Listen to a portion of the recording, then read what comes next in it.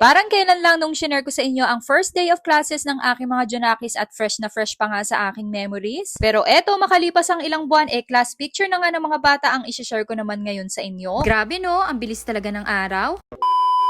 For today's vlog, sasamahan ko nga ang aking mga Junakis ngayon sa school dahil nakaschedule ang kanilang class picture. Alam niyo naman yung mga ganitong simpleng moment ng mga Junakis ko sa school, hindi ko talaga pinalalagpas at dinodocument ko pa rin. Para in the future, kapag napanood nila ito, malaman nila na ganito ka-supportive ang kanilang mami sa kanila. Simpleng bagay man ito sa iba, pero sa akin napaka-importante nito dahil present ako sa mga nangyayari sa buhay nila. Anyway, on the way na nga kami nito papunta sa school at kita nyo naman napakataas na nga ng sinag ng araw kahit napakaaga pa. Sobrang init na nga talaga ng panahon ngayon kaya kailangan talaga ay doble ingat tayo. Nakarating na nga agad kami dito sa kanilang school at nag-aantay na nga rin ng oras para tawagin sila para sa kanilang pictorial. Maya-maya ay lumabas na nga rin itong section nila Gael dahil sila nga ang mauuna sa class picture. Pinaakyat na nga rin sila muna dito sa may stage at dito nga daw gagawin ang kanilang pictorial. And by the way, ma-share ko na nga rin pala sa inyo ang kanilang photographer for today's video ay walang iba kundi ang Pixelant Photography. Ilang years na nga rin na sila ang humahawak ng pictorial ng St. Stephen's School at wala ka talagang masasabi dahil napakaganda ng quality. Aside from class pictorial ay nag-a-accept din sila ng wedding, birthday, baptismal at iba pang klaseng photoshoot kaya PM na lang din po kayo sa kanilang page. Nandito na nga sa stage ang grade 1 at bago nga magsimula ang photoshoot, syempre aayusin muna ang kanilang mga position. Minsan lang itong class picture sa isang taon kaya kailangan maganda ang kalabasan at hindi kumpleto ang class picture kung wala ang advisor kaya eto at kasama rin nila si Teacher Carrie. Ang babait nga ng grade 1 pupils, kita nyo naman at talagang behave sila at sumusunod sa instruction ng ating photographer. Mabuti na nga lang din at maganda ang ngiti ng aking bunso dahil kita nyo naman minsan poker face talaga yan. Diyos ko.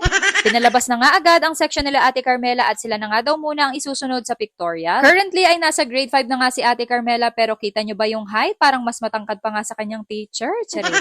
At eto nga pagkaakyat nga nila dito sa stage syempre aayusin din ang kanilang position. Kung mapapansin nyo, nag-iisang babae nga itong si Ate Carmela sa kanilang section pero sabi niya sa akin okay lang daw at nag-e-enjoy naman siyang kasama ang mga ito. Kahit pa nga minsan hindi maiwasan talaga na nagkakapikunan sila. Pero dahil mga bata pa ang mga ito, normal na pagdadaanan nila ang mga yan, ang importante maayos sila at magkakasundo. Natapos na nga sila Ate Carmela kaya eto namang grade 3 ang isusunod natin. Literal na tatlo nga lang din sila sa face-to-face dahil ang ilan nga nasa online classes. Yes po, may ina-accept pa rin na online classes ang St. Stephen's School kaya sa mga interesado dyan at malalayo pwede po kayong mag-inquire sa kanila. Pagkatapos naman ng grade 3 ay itong grade 4 naman ang sumunod at yes, isa lang po ang kanilang advisor dahil under sila ng MG class. And last but not the least, ang disiplinadong grade 2 pupils ni Teacher Princey. Kita nyo nga at talagang nakapila pa sila pag akyat dito sa stage. Sa lahat talaga ng grade section, sila ang may pinakamaraming bilang kaya kailangan talaga yung position nila nakaayos para kapag print naman ng kanilang pictures kita silang lahat. Ang babait at talagang masunurin ang lahat ng estudyante kaya mabilis lang din namang natapos ang kanilang session. At ilang weeks na lang din ay matatapos na ang kanilang school year kaya mainam na meron din talaga silang magandang class picture for memories.